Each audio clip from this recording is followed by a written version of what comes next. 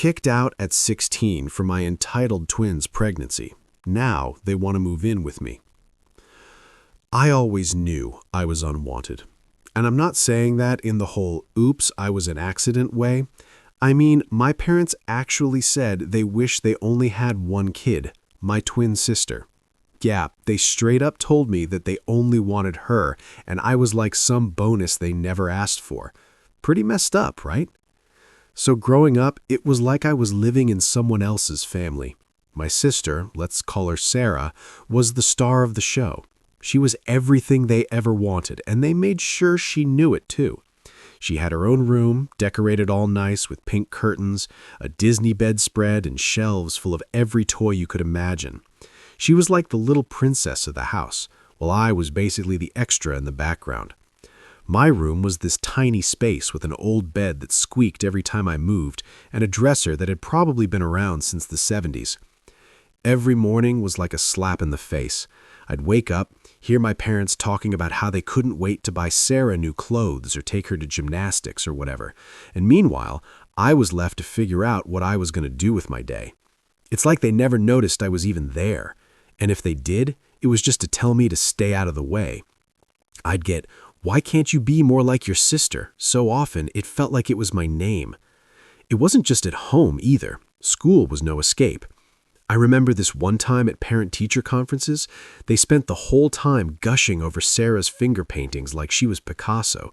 Meanwhile, my teacher handed them my report card and they didn't even look at it. It was like it didn't exist. I was busting my butt to do well in school, thinking that maybe, just maybe, if I got good enough grades, they'd pay attention to me. But it was pointless. Sarah was the golden child and I was just there. I mean, she got everything. The nice clothes, the attention, even first dibs on food at dinner. She had this closet full of new outfits for every season. Meanwhile, my wardrobe was basically hand-me-downs from cousins I didn't even know. I swear some of those shirts were older than I was. And every Christmas and birthday, it was the same story.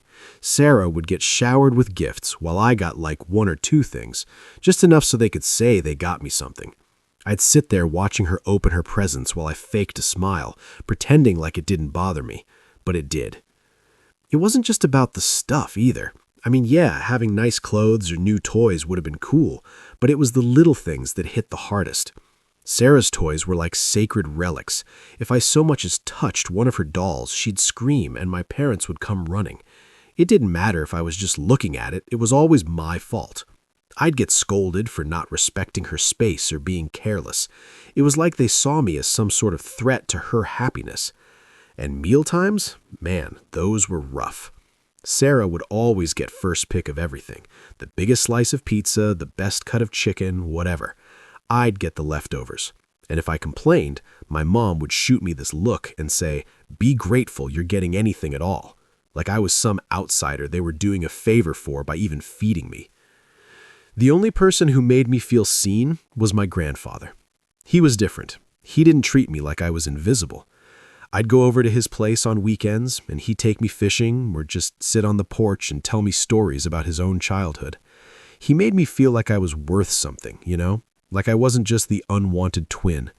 For those few hours each week, I felt like a normal kid, not some tag-along nobody wanted. But then he got sick. Cancer. And even then, it was like my parents tried to shut me out of it. They'd take Sarah to visit him, bring her flowers to give him, but I was always told to stay home. They said it was because they needed me to help out around the house, which was BS. It was just another reminder that in their eyes, I didn't belong. I'd sneak out and visit him on my own. We'd talk, and he'd try to cheer me up, telling me how strong I was and how proud he was of me for sticking it out, but I could tell he was worried. When he passed away, it was like the one good thing in my life got ripped away. I remember my parents didn't even ask if I was okay. They were too busy making sure Sarah was dealing with it all right, like she was the only one who'd lost someone. At the funeral, they had her standing at the front with them while I was shoved to the back, almost like they were embarrassed to be seen with me. I felt more alone than I ever had before. After my grandfather's death, things got even worse.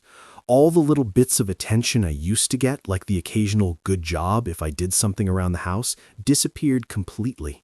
It was like I was fading away, becoming this ghost in my own home. I'd sit at the dinner table and my parents would talk to Sarah like I wasn't even there. Family photos? Let's just say there's a great collection of my elbow or the back of my head. I'm pretty sure if someone looked through our family album, they wouldn't even know I existed. The resentment started to eat away at me. I'd try to stand up for myself sometimes, like when my sister got another new dress and I'd ask why I never got anything new. But my mom would just brush me off, saying, well, Sarah's got her activities and events and you're fine with what you have. And if I kept pushing, I'd get yelled at for being selfish or making everything about me. So I learned to keep my mouth shut. I became really good at blending in, staying out of sight so I wouldn't have to hear those words again. But even when I tried to disappear, it didn't stop the comments. My dad especially had this way of looking at me like I was a problem that needed fixing. He'd say things like, you need to shape up, son. Why can't you be more like your sister? It was like he genuinely believed I was the one screwing up by just existing. And of course, Sarah was all too happy to play into that. Anytime she wanted something, she'd turn on the waterworks and my parents would rush to her side. I learned pretty quick that it didn't matter what I did, I was never going to be their favorite. That's the thing about growing up feeling unwanted. It starts to mess with your head. You start believing maybe you really are the problem. I spent years trying to figure out what was wrong with me, why I couldn't just be the son they wanted. I'd lie awake at night staring at the ceiling, wishing I could disappear and make things easier for them, because that's what they made me feel like I was just making their lives harder by being around.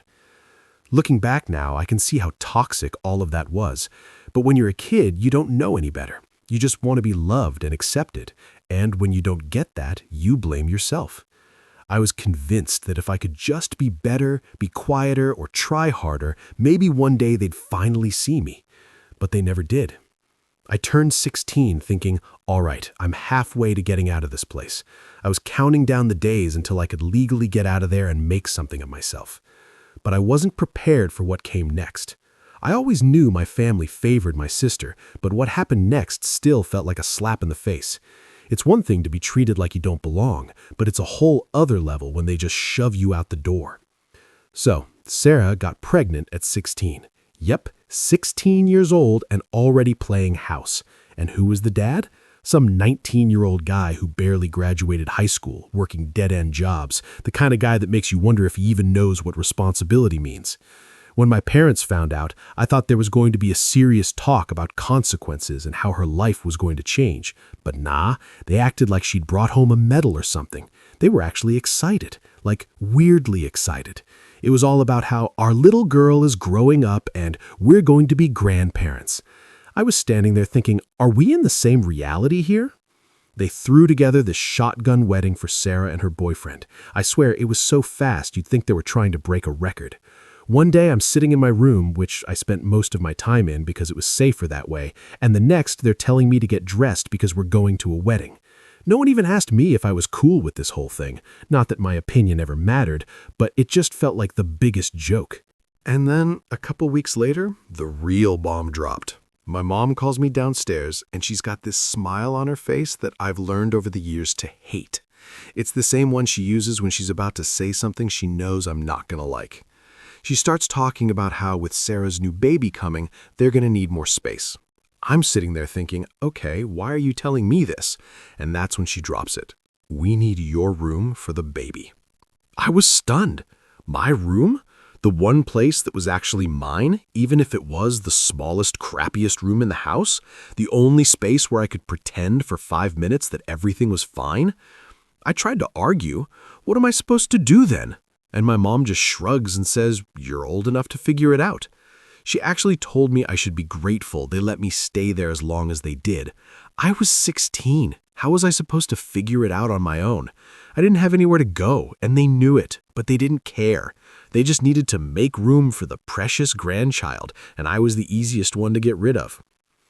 I remember my dad just standing there with his arms crossed, backing up my mom like he always did. He goes, look, you're a young man now. It's time you start taking responsibility for yourself. As if it was totally normal to kick your teenage kid out because your golden child decided to play grown-up. So that night, I packed my stuff. Well, what little I had. It wasn't much. A couple bags of clothes, some books, and a few things my grandfather gave me before he passed. I remember looking around my room one last time, thinking about how it wasn't much, but at least it was mine. Now it was going to be a nursery for my sister's kid, and I was out on the street. I tried asking them where I was supposed to go, but they just shrugged it off. "We're sure you'll figure something out," my dad said. And my mom added, "We're doing this for your sister. She needs us right now." I wanted to scream, "What about me? When have you ever needed me?" But I knew it wouldn't change anything. They'd already made up their minds, and I was just an inconvenience standing in the way of their happy family fantasy. So I did the only thing I could think of. I grabbed an old tent from the garage and set it up in the backyard. It wasn't much, but it was all I had. The nights were cold and the ground was hard, but at least I was close enough to the house to hear them. Not that it made me feel any better. I could hear them having dinner, laughing, planning for the baby. It was like I was some stray dog they'd put outside, close enough to keep an eye on, but far enough not to be a bother. Winter hit, and that's when things got really bad. I tried to bundle up with everything I had, but it still felt like the cold seeped into my bones. I used a flashlight to do my homework because, believe it or not, I was still trying to keep up with school. I'd sit there with 3 layers on, shivering while trying to read my textbooks, but my grades started slipping. It was hard to focus on algebra when you're freezing and wondering if you'll even make it through the night. And of course, my parents didn't notice. They were too busy redecorating my old room and making everything perfect for Sarah's new family. I was just the ghost outside, the one they didn't have to worry about anymore. I remember looking in the kitchen windows sometimes, watching them eat and talk like everything was fine, like I was just a few feet away, struggling to keep warm and pretending I didn't care. I tried finding odd jobs to save up some money, mowing lawns, shoveling snow, anything I could do. I'd walk around the neighborhood, knocking on doors, asking if anyone needed help.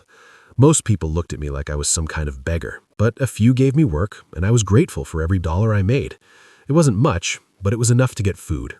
I'd sneak back to my tent with a sandwich or some leftovers, pretending like I was camping out by choice. The worst part was knowing that if my grandfather were still alive, he wouldn't have let this happen. He would have taken me in, no questions asked. But without him, I was alone. I thought about going to a friend's house, but I knew my parents had already spun their version of events to everyone in our small town. I was the troublemaker who couldn't live under their rules. They made it sound like it was my choice to live outside. It was all about making sure their perfect little family image stayed intact. One night, while I was lying in the tent listening to the wind whip around outside, I realized I couldn't keep doing this. I had to figure something out, because they sure weren't coming to help me. That's when it hit me. They never cared. They'd pushed me out without a second thought. I was nothing to them, just some extra baggage they didn't want to deal with. So I made a decision. I was done trying to win their approval. I was done being the kid they ignored and blamed for everything. If they didn't want me, fine. I was going to figure things out on my own. I didn't know how yet, but I knew one thing for sure. I wasn't going to stay in that backyard forever, hoping they'd let me back in. I was going to find a way out, and I was going to make it with or without them. Living in that tent was a constant reminder of how alone I was. And honestly, I was getting desperate. Winter was rough, and the nights felt like they lasted forever. I knew I had to do something. I'd been saving up what little money I could scrape together, doing odd jobs around the neighborhood, but it wasn't enough to make any real difference. I'd go to sleep with my hands aching from the cold and my stomach growling, thinking, this can't be my life forever. One day after school, I was still trying to go, even though my grades were tanking. I found myself standing outside a local bakery. I used to walk past it all the time, smelling the fresh bread and pastries. That day, I was hungrier than usual. I must have looked like a mess standing there staring at the display window because the owner, this old guy named Frank, came out and asked me if I needed something. I didn't really know what to say, so I just kind of shrugged it off, trying to play it cool. But Frank wasn't buying it. He saw right through me. He was one of those no-nonsense types with this gruff voice and a look that said he'd seen his fair share of tough times. He asked, "You looking for work, kid?" I didn't even think twice before nodding. I figured it was my shot. He said he needed someone to sweep the floors, help with deliveries, and clean up the place. Nothing fancy, but he'd pay me cash and throw in some day-old bread. It felt like I'd hit the jackpot. I wasn't going to sleep in that tent with an empty stomach anymore. The first day on the job was rough. The bakery opened early, and when I say early, I mean before the sun even thought about coming up. I was up at 4 a.m. making my way there while the world was still dark. But the moment I walked through those doors, the warmth hit me, and I was like, yeah, I can do this. Frank showed me around, pointing out what needed to be done, and gave me the rundown of his no slacking rule. The work was hard, and my back ached from mopping floors and lifting heavy bags of flour, but I didn't care. I had a place to be, and it felt good to be doing something useful. Frank wasn't the warm and fuzzy type, but over time we started talking. He'd tell me stories about how he'd opened the bakery years ago, right after his own dad kicked him out for being a screw-up. He'd managed to build it up from nothing, and I think he saw a little bit of himself in me.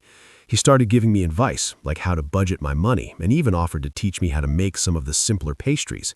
It was weird, but for the first time in a long time, I felt like someone actually gave a damn about what happened to me. After a few weeks of working there, Frank told me he had a small room above the bakery that no one was using. It was basically a storage space, but he said I could crash there if I wanted. It was a step up from the tent, and I was beyond grateful. I moved my stuff in that night. The room was tiny, with a single bed and a window that barely opened, but it was warm, and I finally had a roof over my head. It was the best sleep I'd had in months. Waking up every day and having a place to go felt like a huge deal. I threw myself into the job. I figured if Frank was giving me a chance, the least I could do was work my butt off. I learned how to knead dough, how to make the perfect loaf of bread, and even how to whip up a decent apple pie.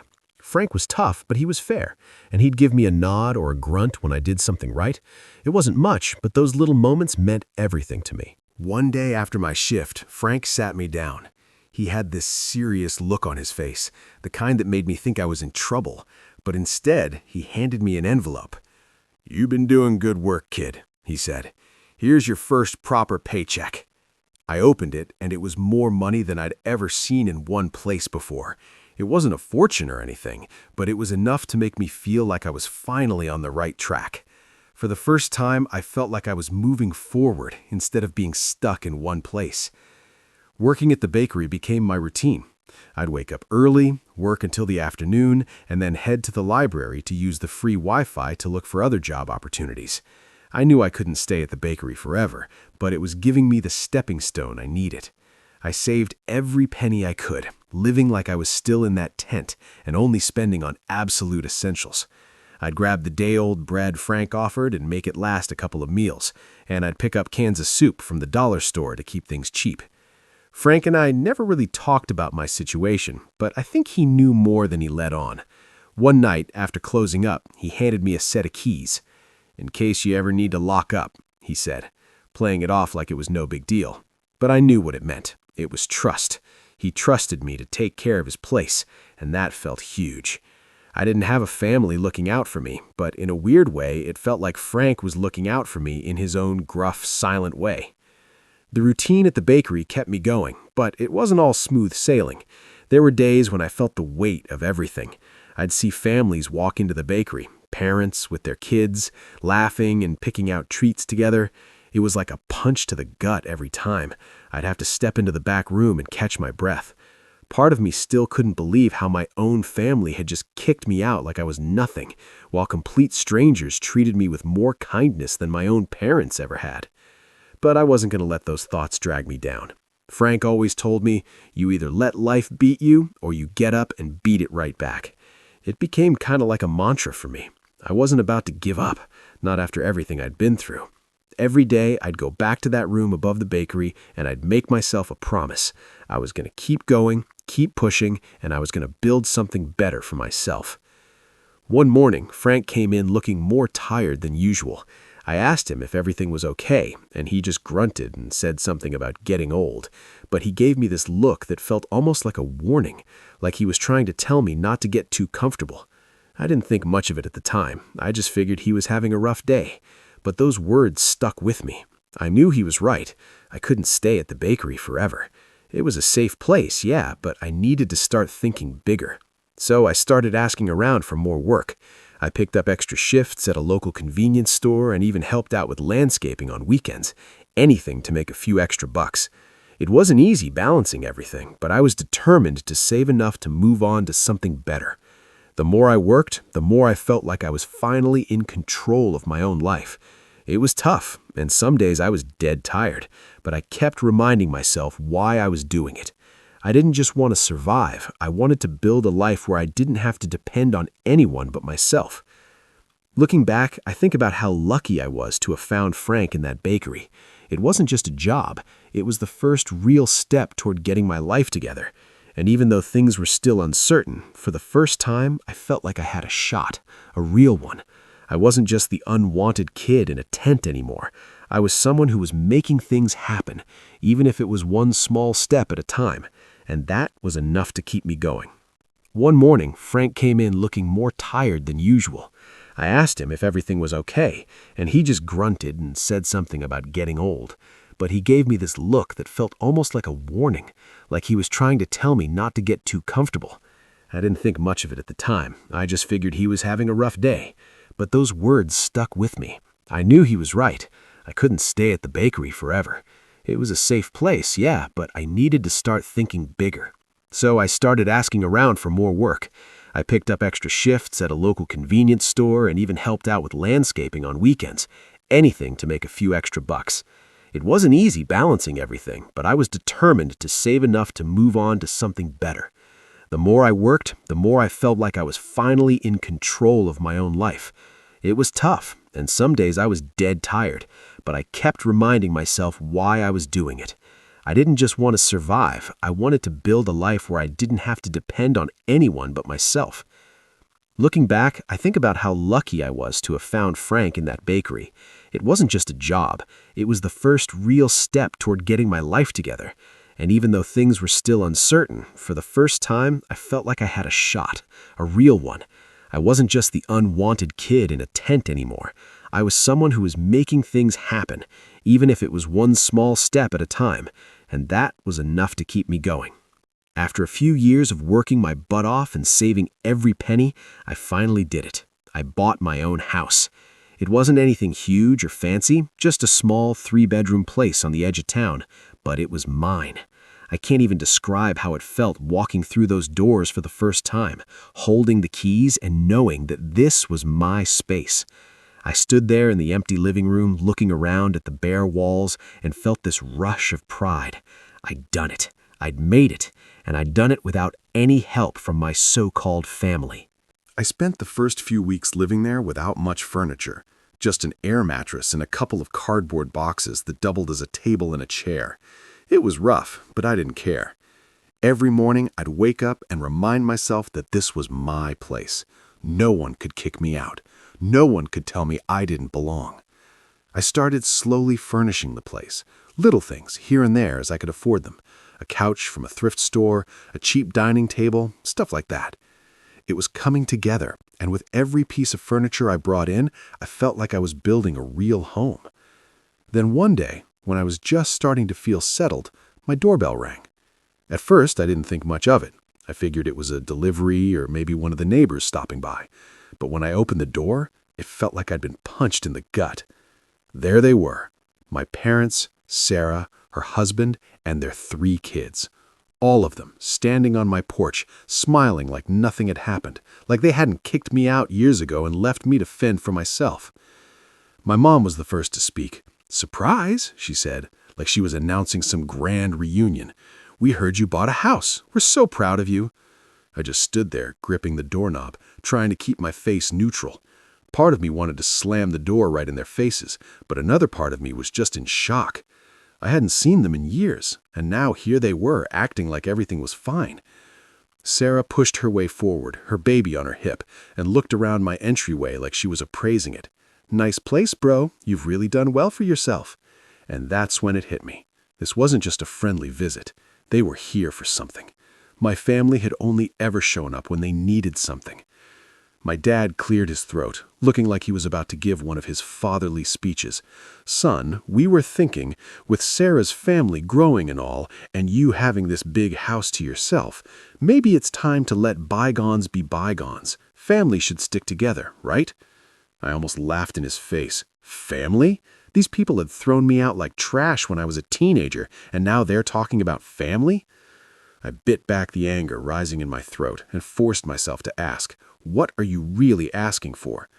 My mom stepped forward, all smiles. "Well, we thought, wouldn't it be nice if we all moved in here? One big happy family, like old times." She said it so casually, like she hadn't just asked me to give up the one thing I'd worked so hard for. I could feel the anger building up, the memories of sleeping in a tent, of being ignored and treated like a problem, and now they wanted to move into the home I built on my own. "No," I said, trying to keep my voice steady. "That's not happening." The smiles dropped. My mom's face twisted in confusion, like she couldn't believe I was saying no. "But we're family," she insisted, like that was supposed to mean something. "We should be helping each other out." I felt my hands start to shake, and I took a deep breath, trying to stay calm. "Where was that attitude when I was 16 and sleeping in a tent in the backyard?" I asked. "Where was family then?" For a moment they were silent. My dad's face turned red, and he puffed up his chest like he always did when he was trying to intimidate me. "Now listen here." "No, you listen," I cut him off. "I built this place on my own, without any help from you. I worked every day to get where I am, and I'm not letting you waltz in here like nothing happened. This is my home, and you're not welcome here." Sarah's face twisted into this fake hurt expression. "Come on, don't be selfish. We need the space, and you owe us." That was the final straw. "You owe me?" I snapped. "I don't owe you anything. You all kicked me out when I was a kid, left me with nothing, and now you think you can just show up and take over? Get out." My dad's face turned even redder, and for a second I thought he was going to start yelling, but he just stared at me like he was seeing me for the first time. Maybe he finally realized I wasn't that scared kid anymore, the one who used to back down whenever he raised his voice. I wasn't backing down now. My mom tried one last time, her voice softer, like she was trying to guilt me. "We know we've made mistakes, but we're trying to make things right. We just want to be a family again." But I wasn't falling for it. "You want to be a family now that I have something you want, but that's not how it works. I've moved on, and you need to do the same." They stood there for a few more seconds, staring at me like they couldn't believe what they were hearing. But eventually, they turned and left, getting into their car without another word. I watched them drive off, feeling this strange mix of anger, relief, and sadness. I'd spent so many years waiting for them to care, for them to show up and finally be the family I needed. But now that they were here, I realized I didn't want them in my life anymore. I didn't need them. I shut the door, leaning against it as I let out a long breath. My hands were still shaking, but there was this sense of freedom washing over me. I'd finally stood up for myself, and it felt good.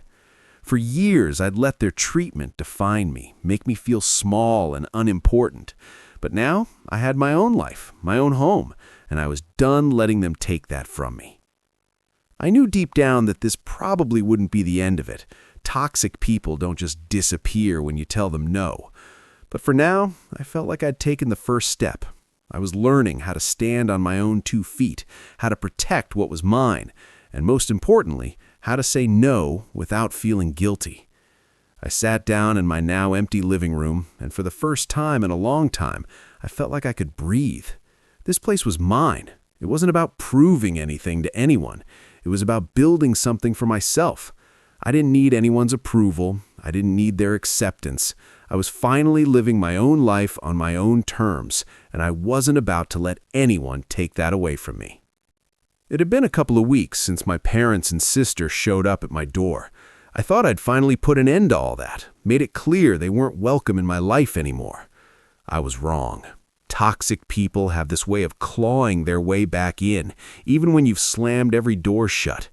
And just when I thought I could finally move on, they found another way to mess with me. It started with a letter.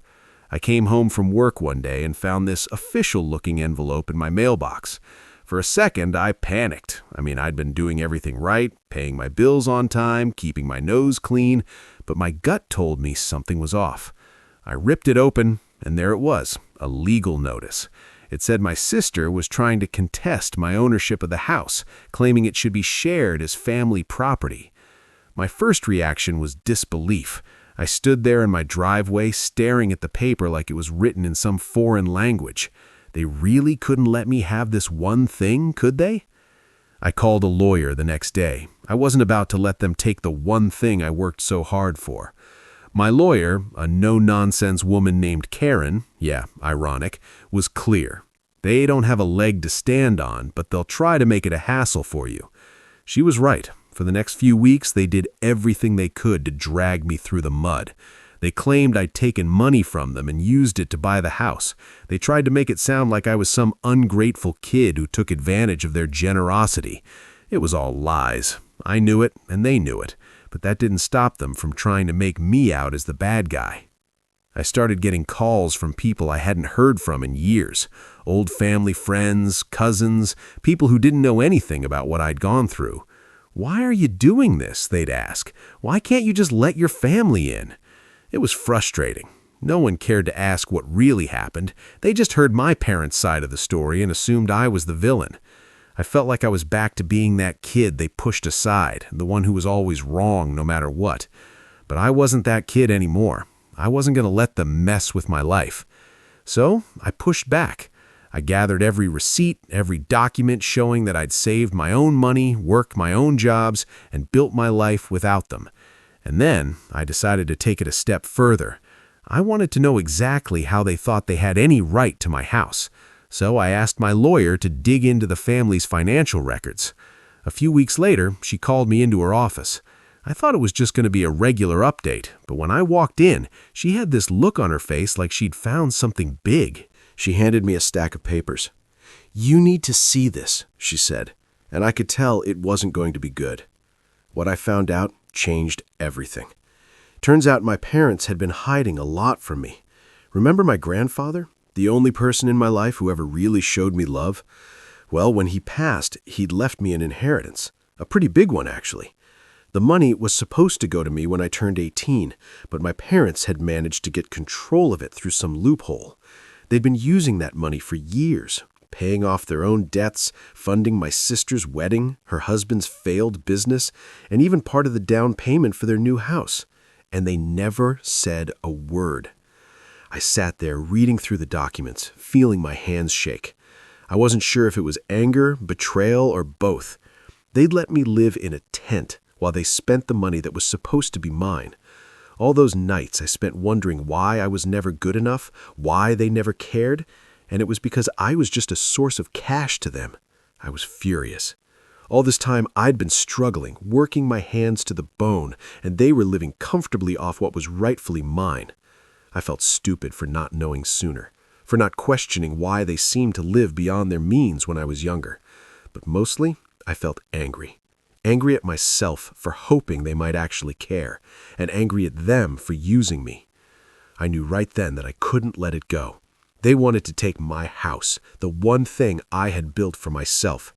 Well, I was going to take back everything they stole from me. My lawyer agreed we had a solid case. She said we could sue them for fraud and theft. It wouldn't be easy, but we had the evidence, and she was confident we could win. I was ready to do whatever it took.